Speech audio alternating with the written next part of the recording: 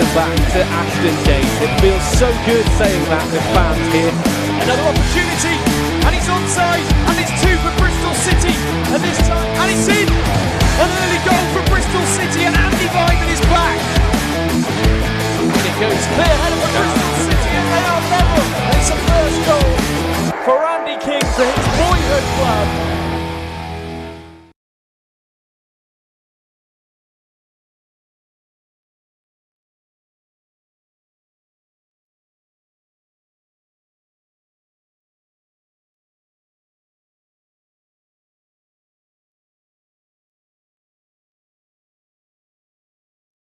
Well, joining me here is Academy Director Brian Tinian. Brian, what's the mood like in the camp at the moment with that good couple of games after Easter? It was a good win at Stoke and a good second half performance, I thought, against Sheffield United. So, as I think we were talking about before, people are playing still for the futures at the football club. Mm-hmm. So there'll be no respite. We're safe. Derby are relegated, but people will have to perform in the next 3 games, I think, looking to the future and looking to next season. So I think there'll be no on the beach attitude. I think they'll be doing it properly, and I'm looking forward to a really good game today. Yeah, I think that's sort of this part of the season when you're not necessarily fighting for promotion or avoiding relegation. You know, I suppose as fans we sit here and go, well, what are you playing for? But when you're a professional footballer, I mean, you want to do the best every week, right? Yeah, you do. And as I said before, there's the squads to look forward to next year. Are you going to be part of it? Is the manager thinking he's still going to decide in the next 3 performances? So there's still a lot to play for. Eamon Belarus gets his opportunity today to start. So everybody in that team today and on the bench has got a big future at the club, hopefully, and a big game today to go and show where they are. Andy Vyman, can he get to 20 goals? That'd be nice today, wouldn't it? Yeah. So there's lots and lots of things to play for. And I think Derby being relegated, the pressure will be off them a little bit. They've got a lot of young players in the team who again will be fighting to show how good they are. And I think they're going to be a really good team in League One next year to probably come straight back up. Is it also a time of year to experiment? I mean, we're seeing, quite a few youngsters for Derby today, and is it 2 18-year-olds in the squad for us today? Yeah, Eamon and Alex Scott, obviously 18-year-olds, and Duncan Idahan, Belly, Tommy Conway on the bench. So I don't think Nigel is experimenting. I think he's still very much focused on who's going to be there next season, who's going to be in his plans, and they've got a lot to play for. We've got to go there and put on a performance today, and people have got to show that they're good enough to be at Bristol City. And as far as Derby County are concerned, what's their major threat for us that we need to be aware of today? Well, they've got young players who can play quickly, and they're a good passing team. So we'll have to be careful if we're attacking that they don't hit us on the break. They've got a bit of pace with the strikers up front, so they'll be out to prove a point today. I think the fans have stuck with them in the difficult times. They've done brilliantly to stay in touch till 3 games gone before they've got relegated. So there's young players, and young players don't need to be told this is the end of the season. They're playing for Derby County at a very young age, so this will be a tough game. Okay, Brian. More from Brian on the way very shortly indeed. We're also going to be hearing from Robbie Cundy, who talks about his journey to Ashton Gate a little bit later on, and of course more football action on the screen. First of all, let's turn our attentions to today and the 2 teams that have been picked by those aforementioned managers. Toby Osborne has got the full details. Thanks, Downsy. Well, Wayne Rooney named his side yesterday and makes 7 changes to that team. Lots of players from the academy on show. There's experience at the back with Richard Stearman and Curtis Davies. The latter has played every game so far this season at the age of 37. Max Bird and Thompson hold down midfield for the Rams. In front of them, the man once described by Sir Alex Ferguson as the best player he'd ever seen at the Manchester United Academy, Ravel Morrison. At 29 now, he'll provide some experience behind the inexperienced strike force of Louis Watson and Polish under-19 international Kybulski. On the bench, one of the standout 18-year-olds so far this season alongside Alex Scott. Luke Plonge will hopefully make an impact from the bench. And then slightly more experienced faces of Carlos Richards and Jason Knight in there as well. Bristol City make 2 changes. The first is at left wing-back, Jada Silva carrying an injury despite his standout performances in recent weeks. He's replaced by the impressive Eamon Benarous. Joe Williams comes in to replace Hanno Masengo, dropping down to the bench. Chris Martin and Andy Weimann come up against their former club, who they'll no doubt be sad to see dropping down to the 3rd tier of English football for the first time since 1986. Can Andy Weimann get his 20th of the season this afternoon? Duncan Idahan is on the bench for the 2nd time in consecutive games, and there might be an opportunity today as well for Tommy Conway and Sam Bell, who were in amongst the goals, of course, for the under-23s earlier on this week against Colchester. Nigel Pearson on the lookout for back-to-back away wins today, and here he is with Robbins TV. First start since February for Eamon Benarous, another one of our promising young academy products. What qualities did he bring? Well, I thought he did really well when he went on last week, defensively, and he's had a break from getting appearances in the first team, which he'll be disappointed about. But I think it's not a bad time now to reintroduce him, albeit in a different position. But he's a bright footballer, so I expect him to go in there and do the job that we need. Joe Williams, you're having to manage his game time. Yeah. But when you are able to select him, what does he offer? Well, when Joe plays, we're very competitive as a team. So I think him and JMO in there together give us a bit of defensive balance. But also Joe's got a great range of passing too. So, it will be an interesting game today because they've picked some experienced players at the back to allow their youngsters to express themselves going forward. So I expect it to be a really good game of football, actually. 2 teams who know which leagues they're going to be playing in next season. What do you in particular want to get out of this match? Well, I want another performance in keeping with the last 2, and that is competitive and show real commitment to us finishing the season in a strong vein of form. That's really, I want the players to show that, not just the endeavour, but the commitment that we need if we're going to progress as a team, and we will do that next season. All the best today. Yeah, cheers, thanks. It looks freezing at Pride Park. It's warmer in here by the looks of that. Shivering. Yeah. Consistency is something we've talked about all season, Tins. We feel like we might have actually sort of gained a few yards in that department. And as Nigel was talking about there, actually having some of that consistency really important. Yeah, we've never been able to get them back-to-back wins. And when you're winning football matches, the confidence is there. You go into games and you win games because you're confident and you've got a run of winning games, and we haven't been able to do that this season. So as Nigel says there, you'll want to finish the season strong, you'll want to get some good performances in, and you'll want to win today. I think that's without a doubt. They're not going there for a day out. Derby are going to be a little bit down because they're relegated, but he will be looking for a performance from our team. And that break actually this summer is quite short because of the World Cup as well. Yeah. So actually, if we're gaining momentum now, that is only going to help moving forward. Yeah, definitely, because I think we're planned to be back in middle of June, 16th, 17th of June, so it's not a lot of time. So players have got a good chance to finish with a positive vibe for the fans and for themselves, and then come back and hit the ground running. Mm. How much of an impact is that, just as an aside, that break in the season that's going to happen later on in sort of November, December? How much of an interruption is that going to be in terms of, enthusiasm or sort of getting up to pace? It depends where you are in the league, probably, because if you're at the top and you're on a good run, you won't want the season to stop. But if you're struggling and having a not great run, you'll probably want the break to get the team back together. So it's something we've never done before. So it's new for everyone, but it'll be interesting when it comes round. And it means that pre-season is going to be slightly earlier, so those boys are going to be put through their paces at possibly an even hotter time of the year. I always remember those pictures, come through of everybody like really sweating, getting it on. But it's going to be a real tight turnaround this season. Yeah, it is. As I say, the season will finish on the 7th of May. I think they're due to be back around the 16th, 17th of June. So, yeah, it's a quick turnaround, but it's playing football and running around. It's not the worst job to have, is it, Andy? If you can't come and run around, there's a big issue. Back to today then, Andy Weimann, that elusive 20 up for grabs. He's going to be hungry for it today. Oh, he's been brilliant this season. His work rate, his energy, his desire to do the same things consistently at a high level have been outstanding for the football team. So to him to get 20 goals would be brilliant for him and brilliant for everybody at the club, because he's well regarded, he's looked up to by the young players, and that would just finish off a brilliant season for him.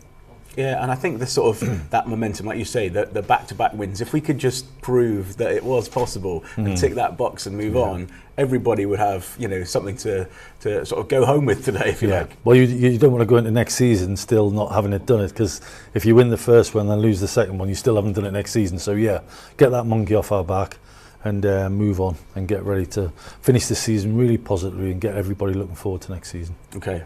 Let's look forward to that. Excellent, Brian. Thank you very much. Right, well, last times we took on Derby County, it was a 1-0 victory here at Ashton Gate. Let's remind ourselves of all the action.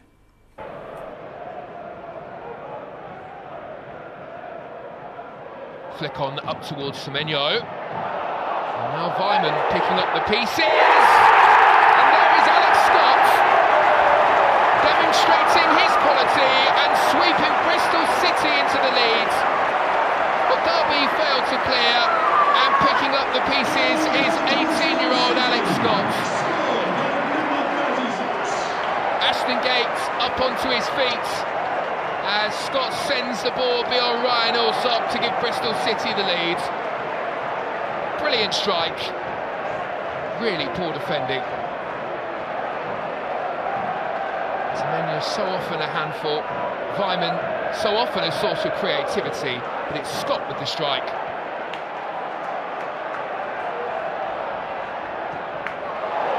Well, City away again, and they've exposed gaps in behind the Derby County defence. There's the cutback, and it's sent wide. A glorious opportunity for Chris Martin to score and to double the advantage for Bristol City. Super work to use the space in wide areas. Nice cutback from O'Dowda. And with all the time to pick his spot, Chris Martin sends it wide.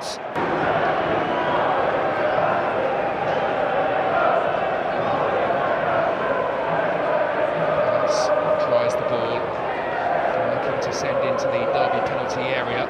Launched up to the edge of the six-yard box. They get the glancing header, crying out for somebody to make that run towards the far post, but there's nobody there for Bristol City.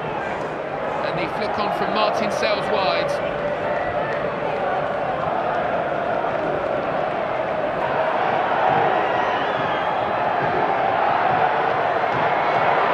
Change of passing, the sender is back there, helping out, doing enough to provide a shield in midfield. That's an interesting clearance, which very nearly leads to a goal for Derby County.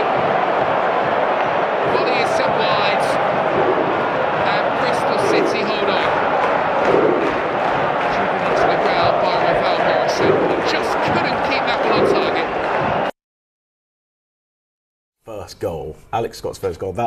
I mean, the power with his, as you say, his weaker foot. At what age, Tins, can you spot talent like that, do you think? Yeah, when we brought him over from Guernsey and he played in a game, we organised a game at Yate, and he played and he got a hat-trick and he scored a header, a left foot and a right foot.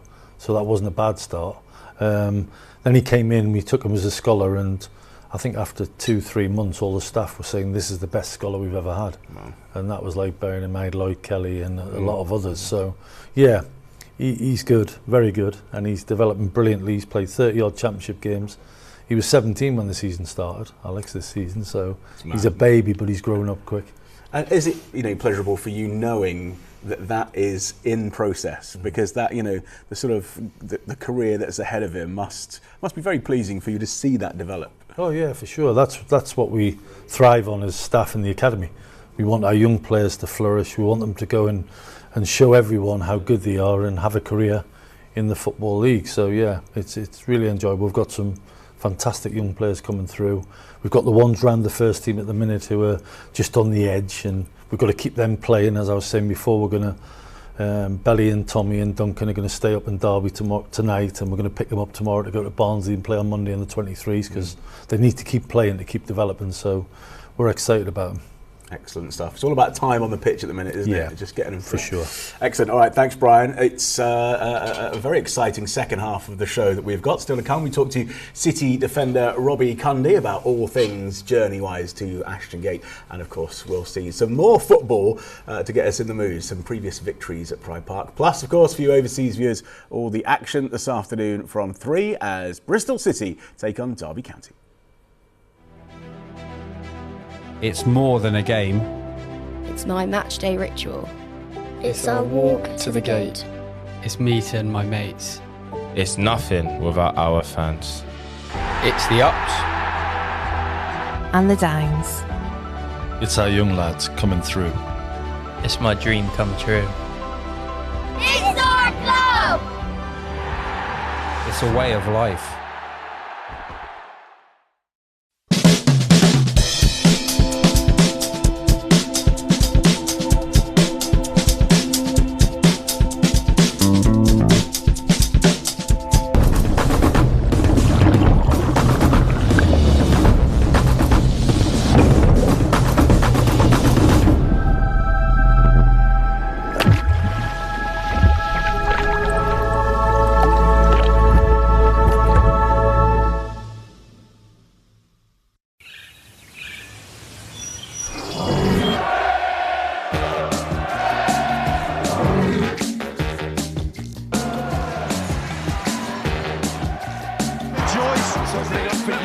It's all about Randall. It's brilliant.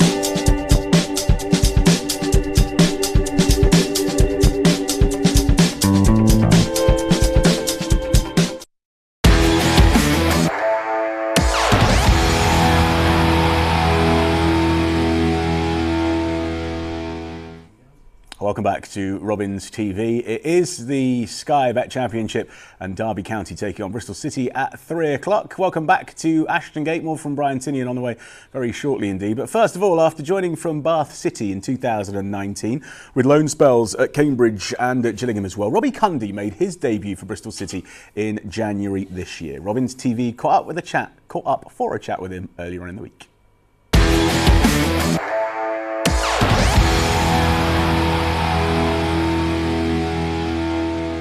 Robbie, welcome to Robins TV. I think at the start of the season, it might be fair to say, I don't think many predicted that City's back line by the end would include you and Tim Closer as, among its starting ranks or whatever. But how have you found this year and your excellent development? Yeah, I've obviously really enjoyed it. It was a tough start, obviously with my injury. I think I was out for about 6 months in total. And to say that I was going to start, I think it's 6 games now. I think I would have beat your hand off if you told me that at the start of the season. So yeah, I'm just delighted that I'm playing at the moment, and I'm just trying to learn my trade in the Championship. Yeah, absolutely. I mean, we spoke to Rob Atkinson recently, and like him, you're a shining example that gems can be found in non-league, of course. So do you look back on those early times in your career with a bit of fondness? Yeah, of course. Obviously, I've had quite a few loans. I think I've had 9 loans in total.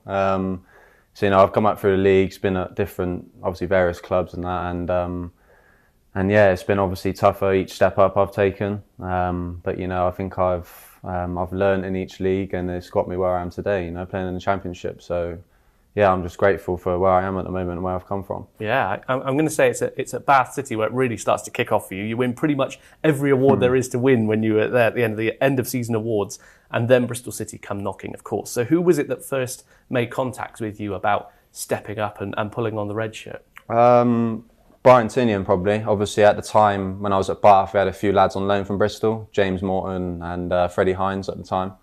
So I think Brian was coming, to watch them at Twerton. And obviously he must have just caught me, and he started watching me a few times, and I heard from James Morton that he was watching me. And it wasn't until late on in the season when he kind of got in touch with my agent, But I think my agent kept that quiet, to be honest, just let me focus on my football at the time. But yeah, I really enjoyed Bath City. It was, like you said, I won quite a lot at the end of the season. I think I played every game. So that was a big season for me, that was. And obviously I got my move here to Bristol City. And yeah, I've just enjoyed it ever since. Yeah, absolutely. Let's skip ahead now to the end of January this year, and finally, Robbie Cundy is in the matchday squad for, well, maybe one of the first times, I guess. Yeah. What was the turning point for you and Nigel Pearson, do you think, that you're ready? I think it was just me proving it. You know, I'll come on a few times for maybe 5-10 minutes towards the end of a game just to see a game out, and then I got my chance at Forest away, where I played 45 minutes, and I thought I'd done well. So it was just a case of me waiting for my turn, really. Having a bit of luck and getting in, and just had to take my chance. And I think I showed the gaffer what I could do in that 45 minutes, you know. And then he gave me my full debut against Blackburn away. So, you know, I'm grateful for that, for the opportunity, and I just got to keep going and keep performing, really, and then, like I said, see where it goes. And Blackburn away is where you keep Ben Brereton-Diaz, 20 goals for the season, quiet, not a sniff for him. Obviously, City win 1-0, and it's a clean sheet as well. Not to mention, Stephen Fletcher recently for Stoke didn't score past you. So if we see a full season of Robbie Cundy, are we in for good things? I hope so. I've said this before, actually, in another interview. Like, the quality of strikers I've come up against, obviously, since I've been playing at Bristol City, has been, you know, the best I've played against. You know, obviously quite a few Prem players as well. So, you know, it's been a challenge for me. I'm still kind of learning my way in the Championship. But like I said, I'm just enjoying it, and I've just got to take every chance I get, really. We'll be with you all the way. Yeah, that's the plan. Yeah, thank you. Robbie Cundy chatting to Robin TV reporter Dan White there. And later on in the show, I'll tell you what Robbie Cundy, Callum O'Dowda and I all have in common. See if Tins knows. Right, still to come then, of course, all that action from 3. But first, more football action and a 2-0 victory at Pride Park at the end of the 2010-11 season, with goals from John Stead and Cole Skuse. Do enjoy these memories. Bristol City fans enjoying themselves in the corner there, filling that half upper tier. Here in good numbers. Stead turns, shoots, and it's gone through Brad Jones and into the back of the net. Well, it looked a tame shot, really, by John Stead as he turned and shot left-footed across the goal. But he caught Brad Jones unawares, I think. As the goalkeeper dropped on it, it just slipped under him. With 5 minutes on the clock, Bristol City have a 1-0 lead.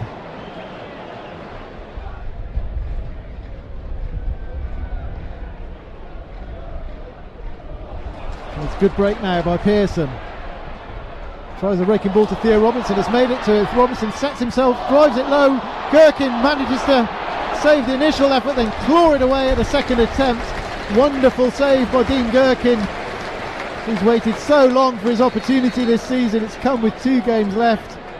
Robinson tested him with a drilled right-footed shot. He couldn't hold it, but he got up quickly and clawed it away. Tanga. Pittman just gets a toe end on it. That might be enough to feed Adoma. Adoma looks for Stead. Stead is onside. He's in on goal for number 2, Stead. Side netting. And Bristol City fans for a second thought it was in, and at last we get some noise from the Derby fans. Got Spence overlapping. Adoma outside him. There is Albert Adoma now. Spence goes out past him. Creates some room for Albert Adoma to cut inside. Elliott tries the right-footed shot, air shot though, and Bailey gets his foot across. Bristol City try to close it down in the box. Pittman's got there, drives it across, goes behind Stead, might come to Skuse to hit right-footed, into the bottom corner, and Cole Skuse from 25 yards has drilled the ball low, past the outstretched arm of Brad Jones, and Bristol City double their lead. Well, there was a melee in the box that Derby County failed to clear. It eventually came out to Cole Skuse on the edge of the area, and he thumped a right-footed shot low past Brad Jones into the bottom corner of the net, and Bristol City lead 2-0. Some fantastic memories there. Tins, one that you remember well? No, I didn't play. No, didn't have a clue. You had some great memories though of past goals. Yeah, I used to score 1 or 2, but not as many as I probably should have. I was more set a few up more than score, but yeah. It's always nice. It's always a great feeling to score a goal, and that was a great strike. So come on then, Robbie Cundy, Callum O'Dowd and I all have what in common? You're all from Oxford. Yes, very good, sir. Very good, very good. Right, time to say goodbye to our viewers on Facebook and YouTube. Then thank you very much for watching. Unfortunately, due to EFL restrictions, we can't show you the game. However, you can follow on social media, and of course, you can get a Robins TV audio pass as well. All the details at bcfc.co.uk.